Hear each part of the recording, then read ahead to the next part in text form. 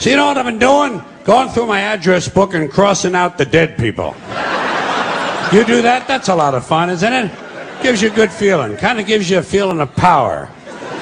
A superiority to have outlasted another old friend. But you can't do it too soon, you know? You can't do it too soon. You can't come running home from the funeral and get the book out, you know, and be looking through the book. You can't do that. A little time has to pass. You have to let a little time go by. I have a rule of thumb, 6 weeks. If you're a friend of mine and you're in my book and you die, I leave you alone for an extra 6 weeks. 6 extra weeks in the book on the house, it's on me. Now, speaking of dead people, there are things we say when someone dies. Most of us say, a lot of us do, things we say that no one ever questions. They just kind of go unexamined. Give you a couple examples. After someone dies, the following conversation is bound to take place, probably more than once. Two guys meet on the street. Hey, did you hear? Phil Davis died. Phil Davis? I just saw him yesterday. Yeah.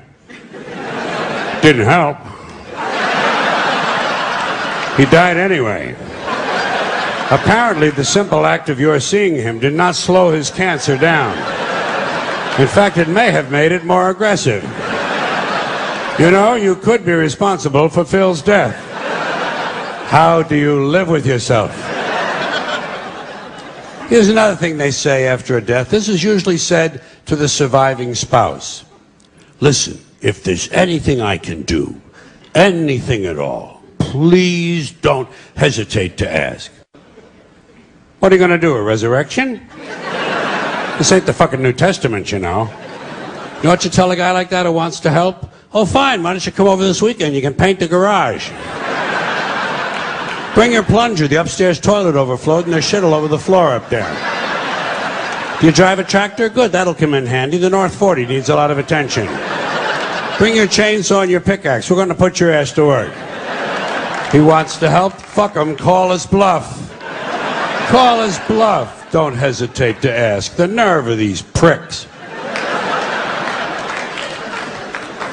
Here's another thing we say to the surviving spouse.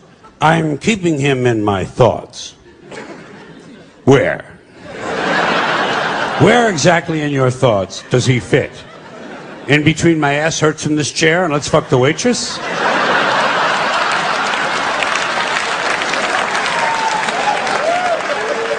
What are your priorities? We use a lot of euphemisms when we talk about death, you know? People say things like, you know, I lost my father. Ah, he'll turn up. You gotta stay optimistic with people like that. Give them reason to hope. Have you checked the dumpster out back? He used to like to take a nap in there. Keep it upbeat. Now, there's something else that is said after a death, but this one involves belief, which is where I begin to have big problems. This one happens after the funeral, after the burial, back at the house. Back at the house where the family and friends and the loved ones of the deceased are having some food and drink and they're enjoying some warm reminiscences of the person who passed away. Sooner or later, someone is bound to say the following, especially after a few drinks. You know, I think he's up there now, smiling down at us. And I think he's pleased.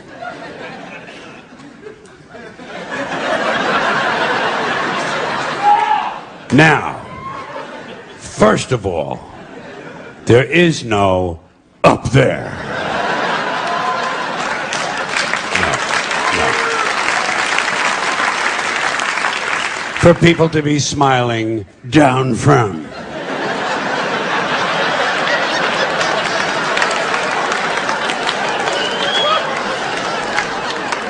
It's poetic, it's quaint, and I guess for superstitious people it provides a little comfort, but it doesn't exist. But if it did, and if someone did somehow survive death in a non-physical form, I personally think he'd be far too busy with other celestial activities than to be standing around paradise smiling down.